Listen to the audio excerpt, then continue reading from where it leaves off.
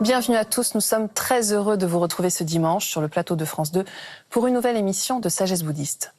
Nous la consacrons aujourd'hui à la méditation. Dans un environnement survolté et souvent anxiogène, où le sens de ce que nous faisons se perd dans la multiplicité des informations et la pression croissante, l'acte de méditer se décline de différentes manières que je vous propose d'explorer ce matin, que ce soit dans le bouddhisme tibétain, la tradition vipassana ou encore zen, avec l'aide de supports ou dans différentes postures. Quelles sont donc plus précisément ces différentes formes de méditation? Quelles sont leurs caractéristiques communes? En quoi le fait de relier le corps, la parole et l'esprit est-il essentiel? C'est ce que je vous propose de voir avec notre invité, Éric Vincent. Éric Vincent, bonjour. Bonjour. Merci d'être avec nous. Alors, je précise que vous êtes spécialiste du fait religieux, de la spiritualité et de la laïcité. Vous avez d'ailleurs créé le programme Emouna, c'est à Sciences Po. Alors, le terme de méditation, c'est ce que je disais, recouvre maintenant différentes appellations dans différentes traditions. Est-ce qu'on peut en dire un mot? Déjà, voilà, c'est un terme qui, en effet, évoque aujourd'hui, a priori, l'idée d'arrêter les pensées, dans le langage courant. C'est un point commun qu'on pourrait retrouver dans les différentes formes, cette idée, en tout cas, non pas de les arrêter les pensées, mais de les calmer. Ça, c'est certain. Mais il y a souvent des malentendus, parce que dans la tradition philosophique occidentale, le terme de méditer renvoie plutôt à l'idée d'avoir une réflexion soutenue. Donc là, il y a souvent un petit peu des écarts de compréhension, on va dire, entre ces acceptions habituelles en Occident et puis ce nouveau sens du terme référé plutôt aux traditions orientales et au bouddhisme en particulier.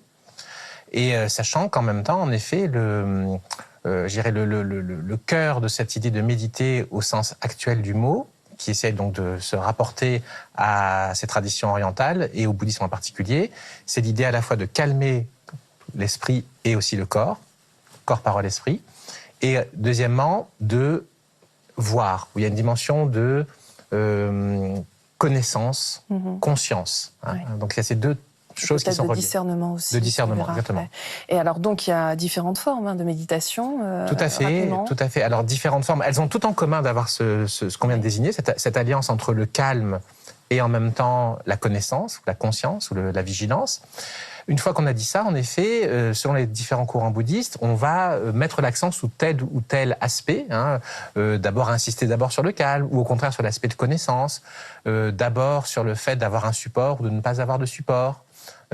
Ou varier les supports. Par exemple, on peut parler de supports dits impurs, c'est-à-dire à peu près n'importe quel objet. Ça peut être un caillou. Alors là, on parle de quelle tradition ? On le retrouve dans les différentes traditions, en fait, aussi bien, je dirais, du bouddhisme. Donc elles ont toutes en commun le fait d'avoir des supports.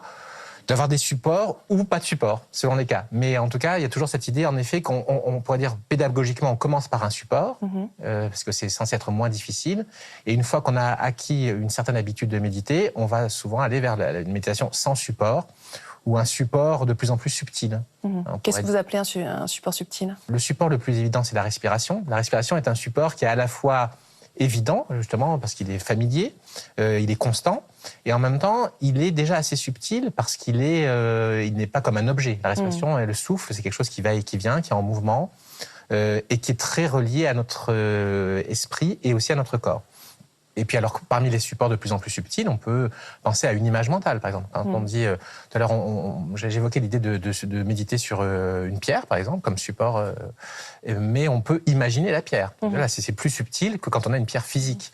Et puis, quand je parlais de support pur ou impur, l'idée de pur, c'est-à-dire c'est en rapport avec la tradition du Bouddha, et donc par exemple c'est une statue du Bouddha, une représentation du Bouddha physique. Ou de Tara peut-être. Ou de Tara dans le cas du bouddhisme tibétain, ou de n'importe quel autre grand bodhisattva, et avec cette idée à la fois donc de quelque chose qu'on peut voir avec ses sens, par exemple une image physique, ou alors une image mentale. Et donc là, on arrive à la visualisation, qui est aussi une des formes de méditation. Oui, alors là, on vient d'évoquer les caractéristiques communes, mais alors quelles sont les différences entre, par exemple, la méditation dans le bouddhisme tibétain, le calme mental, la méditation vipassana, zen ? Disons que les différences,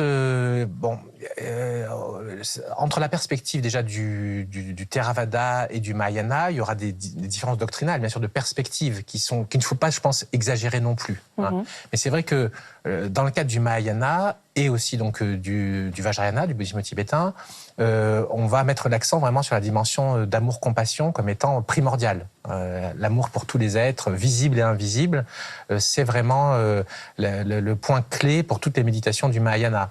Donc c'est l'intention.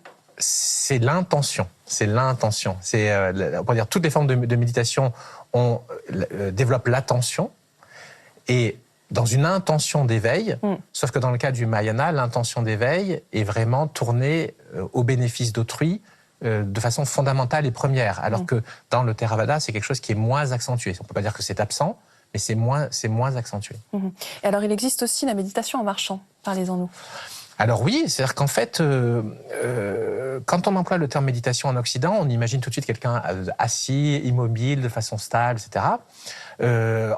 C'est bien sûr la forme reine, on va dire, dans tous les courants bouddhiques, on va retrouver cette méditation assise, mais ce n'est pas exclusif. Il y a des choses qui pourraient s'apparenter aussi à ce qu'on appelle yoga dans notre culture, donc de la méditation en mouvement. Et parmi la méditation en mouvement, il peut y avoir de la méditation en marchant, en effet, donc dans une marche bien sûr attentive, calme.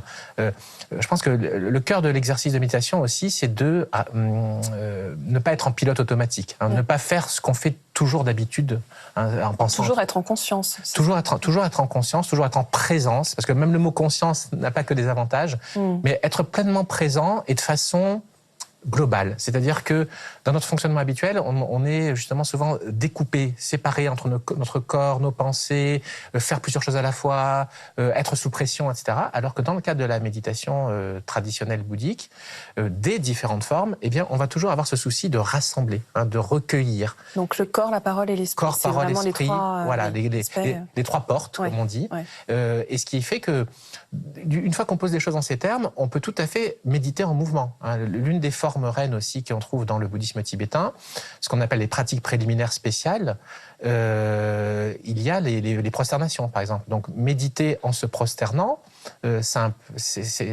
va de soi. C'est-à-dire quand vous pratiquez ces prosternations, vous ne pouvez pas penser à autre chose. Si vous voulez le faire vraiment dans l'esprit de cet exercice traditionnel, il faut que corps, parole et esprit soient rassemblés avec une visualisation, avec la prononciation d'une formule qui s'apparente à une prière et avec une mise en œuvre du corps.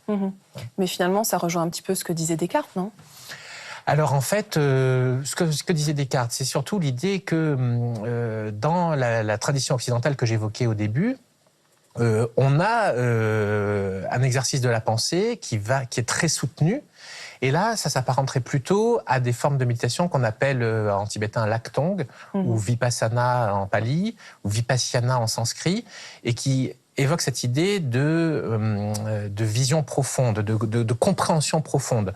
Sauf que dans le cas occidental et cartésien, ou dans la lignée de Descartes par exemple, on est dans quelque chose qui est conceptuel. Alors que dans la tradition bouddhique, on va être dans une approche qui est beaucoup plus, je dirais, spontanée. Il s'agit d'une intuition, en fait, d'une intuition intellectuelle.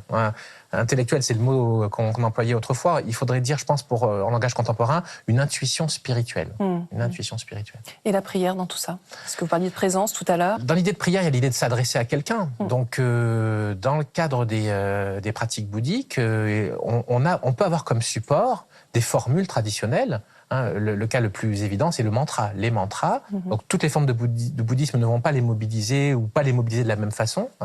Là aussi, c'est surtout présent dans le bouddhisme du Mahayana et dans le bouddhisme du forme himalayenne en particulier. Et il y a vraiment cette idée de, invoquer le nom d'un aspect de l'éveil, d'un grand bodhisattva, par exemple, ou d'un Bouddha, et là aussi de rassembler corps, parole, esprit dans cette invocation. Et donc c'est une méditation, là aussi, vocale, orale, et en même temps mentale et physique, bien sûr. Voilà. Donc c'est accueillir et recueillir. Voilà. On n'est pas loin de la prière chrétienne. Voilà. Et alors ce terme de méditation de pleine conscience qu'on entend beaucoup en ce moment, quelle est la différence fondamentale avec la méditation bouddhiste, selon vous ?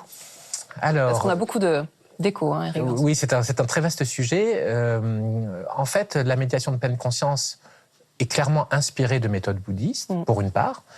Mais la principale différence, c'est que dans le cas de la méditation de pleine conscience, on a une finalité de santé, en l'occurrence, par exemple, de lutter contre le stress. Hein, c'est alors ça, c'est le MBCT. Le MBCT ou MBCR, voilà. MBSR, pardon, qui renvoie à cette idée vraiment de calmer le mental pour arriver à avoir un bénéfice en termes de santé globale. Bon. Ce qui est tout à fait louable et légitime, mais ce n'est pas la finalité des formes de méditation bouddhique qui ont pour finalité le bien-être ultime, c'est-à-dire s'affranchir du samsara, atteindre l'éveil, atteindre le nirvana. Et donc, elles ont une finalité supramondaine. Hein, donc, cette notion qu'on trouve dans les langues indiennes et qui renvoie à l'idée de ce qu'on pourrait dire transcendant, quelque chose qui est vraiment spirituel et qui échappe aux bénéfices de ce monde, hein, de notre petite vie ordinaire. Voilà, nous voulons tous le bonheur et c'est très légitime, mais la visée du bouddhisme inclut ce bonheur humain, mais le dépasse, va beaucoup plus loin, à une visée à très long terme aussi, hein, sur plusieurs vies par exemple. Hein, alors que dans le cadre de la méditation de pleine conscience, on n'est pas dans cette logique de plusieurs vies. Hein. Mais c'est un exemple. Il y aurait beaucoup de différences à détailler en fait. Oui, parce qu'on pourrait penser aussi que la méditation de pleine conscience, travailler sur son stress, c'est commencer justement par se sentir mieux et du coup les relations qu'on peut avoir avec les autres, ça se répercute aussi d'une certaine manière sur un bien-être familial, sociétal. Hein. Tout à fait. Et donc c'est là où ce que je suis en train de le vrai point clé, c'est ça. C'est est-ce qu'il y a une finalité métaphysique en quelque sorte, on dit supramondain, une finalité ou même mystique. Bon, c'est autant de termes qu'il faudrait préciser à chaque fois. Ça, c'est le cadre du bouddhisme. Il y a une finalité qui dépasse la vie ordinaire. Voilà. Alors que dans le cadre de la méditation de pleine conscience, on cherche un bien-être ici et maintenant. Oui, voilà. Mais ce que je voulais dire, pas uniquement vis-à-vis de soi, mais peut-être aussi mais ça rayonne sur autrui, voilà. Tout à fait.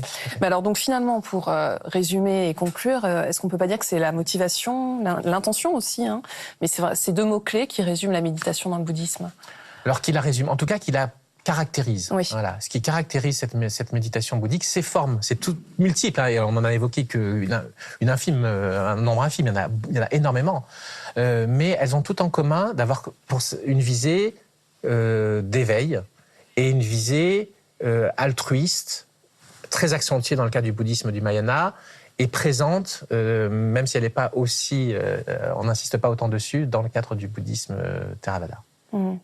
Alors vous-même, qui êtes issu de tradition, je crois, chrétienne et bouddhiste, est-ce que vous pouvez nous dire de quelle manière, vous pratiquez justement quelquefois de manière, commune, mais à la fois la prière chrétienne et la méditation bouddhiste? Est-ce que vous faites vraiment vous distinguer les deux? Ça aussi, c'est un vaste sujet. Je pense que ce qui est important, c'est de ne pas mélanger les formes. C'est-à-dire que chaque forme a son intégrité. Et donc, je pense que ce n'était pas forcément judicieux d'aller réciter des mantras tibétains, par exemple, dans une église chrétienne. Oui, bon. Donc, cela étant dit, pour moi, c'est un peu comme parler deux langues. C'est-à-dire qu'on peut être bilingue. Et donc, si on s'adresse à vous dans une langue, vous répondez dans cette langue. Et si on s'adresse à vous dans une autre langue, vous pouvez répondre dans une autre langue, du moment que vous respectez les règles de chaque langue. Donc, je pense que ça peut être une analogie qui permet de voir comment, au fond, distinguer ce qui doit être distingué et en même temps, voir aussi que l'essentiel, de mon point de vue, est commun. C'est-à-dire il s'agit en effet de chercher la réalité ultime, en fait, hein, alors qu'on appelle Dieu dans les traditions monothéistes et qu'on appelle, de mon point de vue, je pense, l'éveil ou la nature de Bouddha dans les traditions bouddhiques, et aussi de apporter du bien à autrui. Parce que cette motivation altruiste est aussi fondamentale du côté, par exemple, du christianisme et du côté du bouddhisme mahayana. En tout cas, ce qui est important de dire, c'est que l'un n'exclut pas l'autre. Hein. Tout à fait. Merci Eric Vincent. Merci beaucoup. Et si vous souhaitez approfondir ce thème, voici quelques pistes de lecture. Bonheur de la méditation de Yongey Mingyur Rinpoche, au livre de poche, préfacé par Mathieu Ricard. L'art de la méditation de Mathieu Ricard, publié chez Nil Éditions. Et enfin, Jacques Vigne rencontre Tenzin Palmo, commentaire sur la méditation aux éditions Le Relier. C'est la fin de cette émission. Vous pouvez la revoir pendant 1 mois sur France TV. Nous vous souhaitons une très, très belle journée.